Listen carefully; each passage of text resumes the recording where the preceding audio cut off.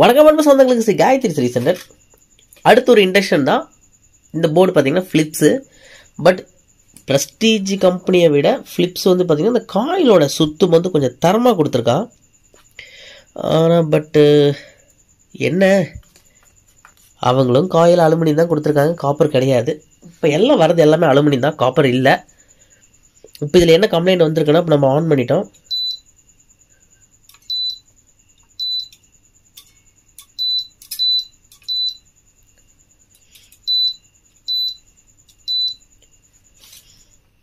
இதில் நம்ம பாத்திரம் வைக்கிறோம், நமக்கு E9 எரர் வருது.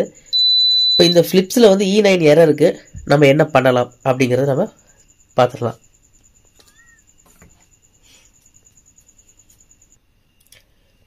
இந்த ஃபிலிப்ஸில் வந்து E9 எரர் வரதுக்கு காரணம் என்னங்கிறது சொல்லிடுறேன்.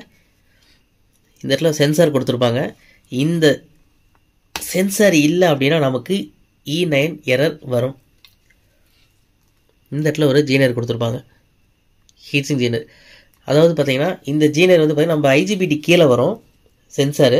இப்போ இந்த சென்சார் வந்து இல்லாதனால E9 உங்களுக்கு வரும். ப்ரெஸ்டீஜ் பொறுத்த வரைக்கும் காயிலுக்கு மேலே இருக்கிற சென்சார் கழட்டி விட்டோம்னா கொஞ்ச நேரத்தில் E2 வரலாம், இல்லைனா E6 வரும், இந்த மாதிரிலாம் E0 வரும். ஃபிலிப்ஸில் பொறுத்த வரைக்கும் E9 எரர் வரும். இப்போ இந்த போட்டிருக்கேன். இப்போ நமக்கு வந்து பார்த்தீங்கன்னா ஆன் பண்ணிட்டேன்.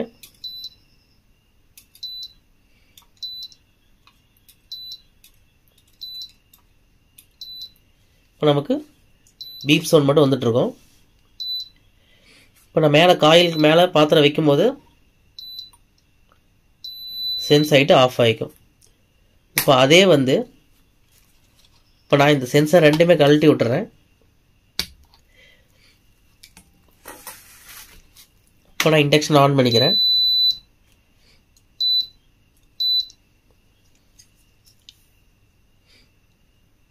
ஃபார் கொஞ்ச நேரத்துலேயே உங்களுக்கு E9 எரர் வந்துடும். சரிங்களா?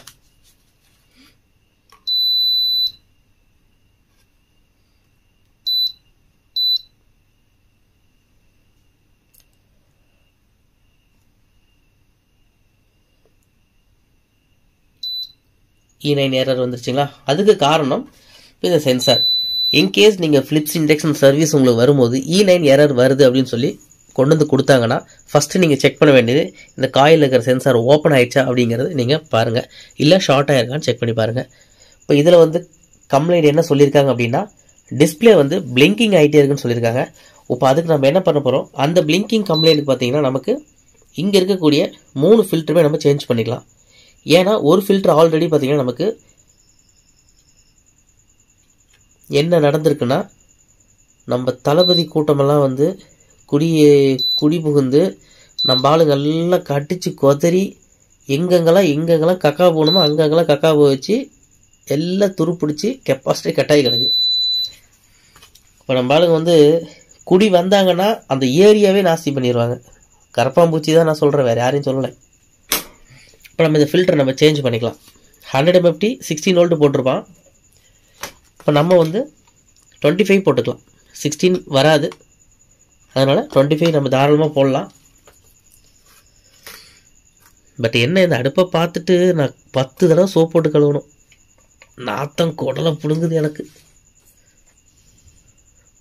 சால்டிங்கன்னு வச்சோன்னா அதுக்கு மேலே ஓ.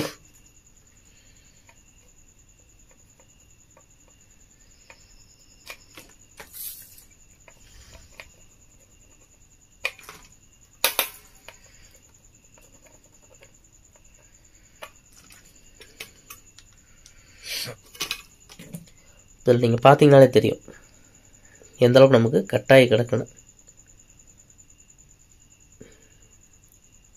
இப்போ இதில் இருக்கிற கெப்பாசிட்டர் பார்த்தீங்கன்னா நமக்கு 100 MFT 16 வோல்ட்டு. இதுக்கு பதில் நம்ம 25 போட்டுக்கலாம். இப்போ நம்ம இதெல்லாம் க்ளீன் பண்ண நினச்சா கூட சத்தியமாக க்ளீன் பண்ண முடியுமா அப்படின்னு எனக்கு தெரியல. அந்த அளவுக்கு கசகசன்னு கிடக்கு.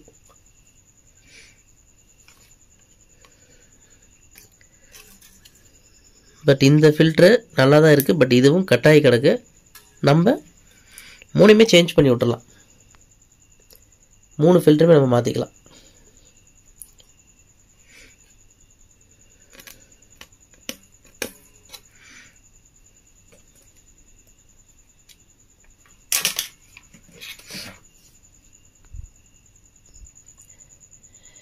இப்போ நம்ம வந்து பார்த்திங்கன்னா 100 MFT 25 வோல்ட் நம்ம போட்டுக்கலாம். கெல்ட்ரான் கெப்பாசிட்டர் இருக்குதுலே கொஞ்சம் நல்ல அருமையான கெப்பாசிட்டர்னா கெல்ட்ரான் எனக்கு ரொம்ப பிடிச்ச கம்பெனி. உங்களுக்கும் பிடிக்கணும் கமெண்டில் சொல்லுங்கள்.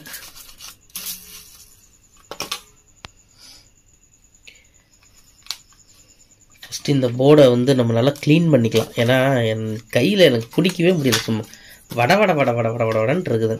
எங்கே தொட்டாலும் கசகச கசகசன்னு இருக்குது.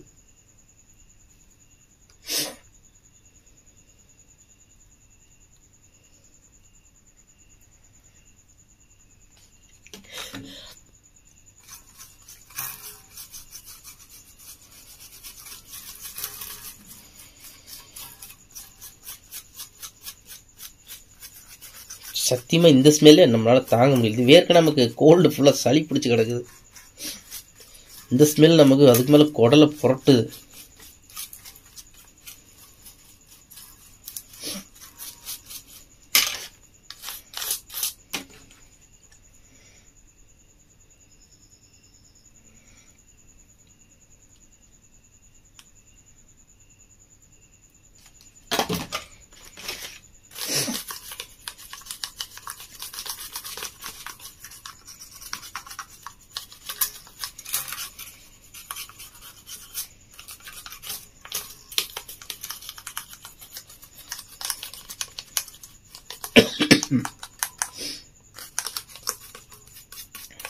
இப்போ நான் போட்டு க்ளீன் பண்ணுறது NC தின்னர் தான், வேறு எதுவும் கெமிக்கல் நீங்கள் நினைக்க வேண்டாம்.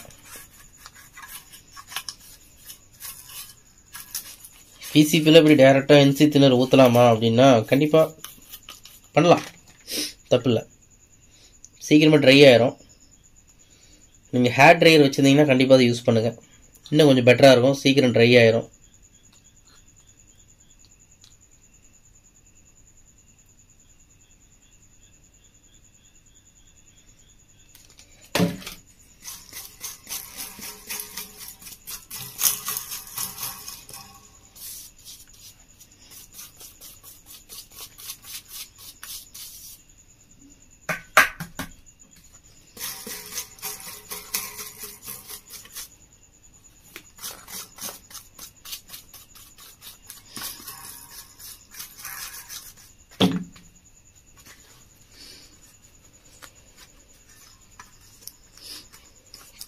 இதுக்கு முன்னாடி இந்த போர்டு எப்படி இருந்தது, இப்போ க்ளீன் பண்ணதுக்கப்புறம் எப்படி இருக்குது.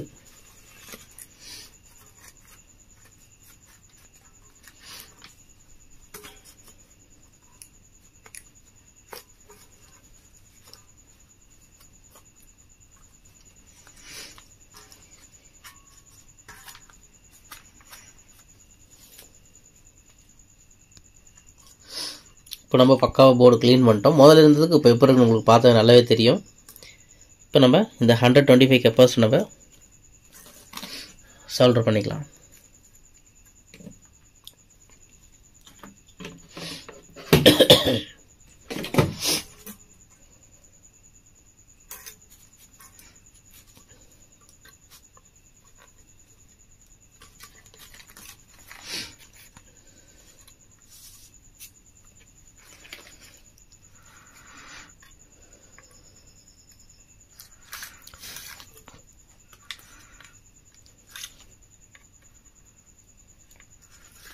கெப்பாசிட்டி எப்போவுமே சால்டர் பண்ணும்போது ப்ளஸ் மைனஸ் மாற்றி அடிச்சிட்டிங்கன்னா, இது லோ வேல்யூ அப்படிங்கிறனால உடனே எதுவும் ஆகாது. பட் 1 ஹவரில் உங்களுக்கு கெப்பாசிட்டி வெடிக்கும்.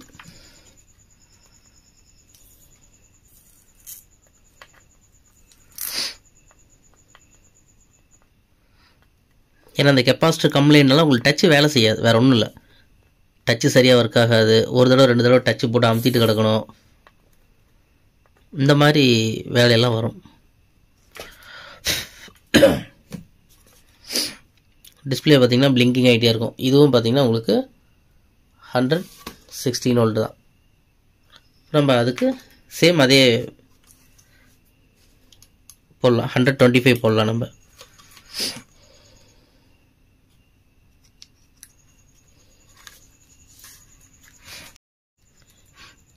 நீங்கள் 150 இல்லை 163 தான், அது ரொம்பவும் ஜாஸ்தி. அது 63 வரைக்கும் போடணுங்கிறதே இல்லை. 116 இருந்த இடத்துல நீங்கள் 25 போடலாம், தப்பே இல்லை, போதும் அதுவே. ஏன்னா இதெல்லாம் 5 வோல்ட் தான், இங்கே வரக்கூடிய வோல்டேஜ் எல்லாம் 5 வோல்ட்டுங்கிறனால உங்களுக்கு 25 போதும். அதுவே அதிகம் தான் நான் சொல்லுவேன்.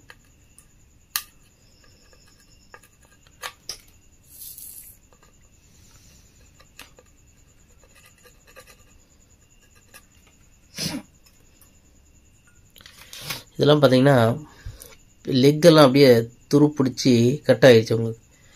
இப்போ அப்படிங்கும்போது உங்களுக்கு டச்சு வேலை செய்கிறதுக்கு வாய்ப்பே இல்லை.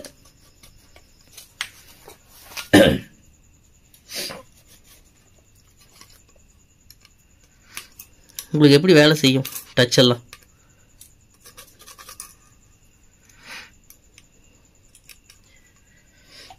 இப்போ நிறைய பேர் கெப்பாசிட்டி நீங்கள் கழட்டுறீங்க, டைரக்ஷன் வந்து உங்களுக்கு மறந்துடலாம். அதுக்காக தான் போர்ட்லேயே கொடுத்துருப்பாங்க உங்களுக்கு, சரிங்களா? இங்கேயே போட்டிருப்பான் ப்ளஸ்ஸு மைனஸ், அங்கே போடலை. அதுக்கு பதில் இந்த இடத்துல ஒரு பிளாக் கலரில் போட்டிருக்கான் பார்த்தீங்களா கோடு, அது வந்து உங்களுக்கு மைனஸ். கெப்பாசிட்டிலையும் உங்களுக்கு அதே மாதிரி தான் பிளாக் கலரில் போட்டு உள்ள மைனஸ்னு ஒரு கோடு போட்டிருப்பான், சரிங்களா? அது மைனஸ். அப்போ நீங்கள் பொலாரிட்டி நீங்கள் இப்படி திருப்பி போட்டிங்க அப்படின்னா இதில் நீங்கள் பார்த்தீங்கனாலே தெரியும், கெப்பாசிட்டரோட இந்த சைடு ப்ளஸ்ஸு. அப்போ நீங்கள் ப்ளஸ் இந்த பக்கம் மைனஸோட போட்டிங்கன்னா மாற்றி போட்டிருக்கீங்க, கெப்பாசிட்டர் வெடிக்கும். அப்போ இந்த டைரெக்ஷனில் தான் நீங்கள் திருப்பி போடணும். இதுதான் கரெக்டான ஒரு டைரெக்ஷன்.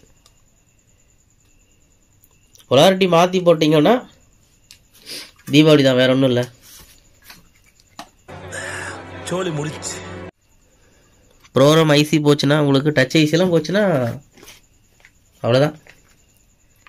அடிக்கடி நம்ம அண்ணன் சொல்கிற மாதிரி தான், சோலி முடிஞ்சு.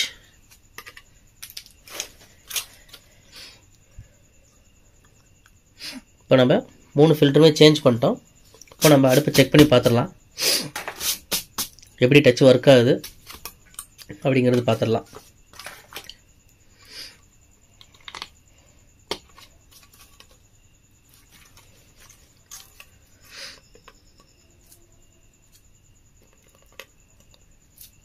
எப்பவுமே லெக்கு நீங்கள் கட் பண்ணும்போது பக்கத்தில் ஏதாவது ஷார்ட் இருக்கா என்ன இதுங்கிறது பார்த்துக்கோங்க. ஒரு தடவை 2 தடவை பார்த்துக்கோங்க சால்டிங் வைக்கும்போது. ஒரு நண்பர் ஐஜிபிடி கீழே இருக்கிற சென்சார் மாற்ற சொல்லியிருந்தேன். E6 over heat. E6க்கு வந்து அந்த சென்சார் கம்ப்ளைண்ட் இருந்தாலும் உங்களுக்கு அந்த மாதிரி ப்ராப்ளம் வரும். அவர் அதை மாற்றுறதுக்கு போய் ஐஜிபிடியோடு சேர்த்து சால்டிங் வச்சுட்டாரு. ஒன்றும் இல்லை, அன்றைக்கி அவருக்கு பொங்கல் தான், எல்லாம் பொங்கிருச்சு. பாவம், எனக்கு ரொம்ப கஷ்டமாக போச்சு. ஏன்னா நம்ம ஒன்று சொல்கிறோன்னா அது ரொம்ப கேர்ஃபுல்லாக பண்ணணும். நீங்கள் அது எந்த அளவுக்கு பொறுமையாக பண்ணுறீங்க அப்படிங்கிறது உங்கள் கையில் தான் இருக்குது.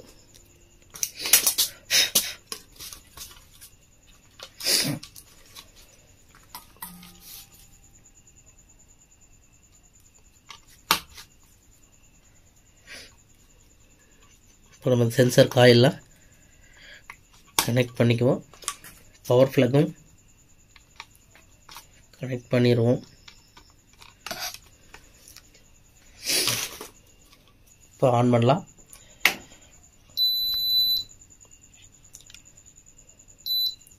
இப்போ டச் வந்து நல்லாவே ஃபங்க்ஷன் ஆகுது. முதல்ல ரொம்ப 2-3 தடவை நான் அமுத்தணும். இப்போ கரெக்டாக இருக்குது.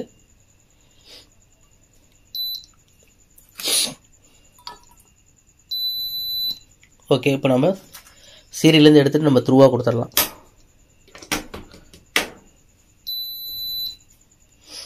இப்போ நான் த்ரூவாக கொடுத்துருக்கேன்.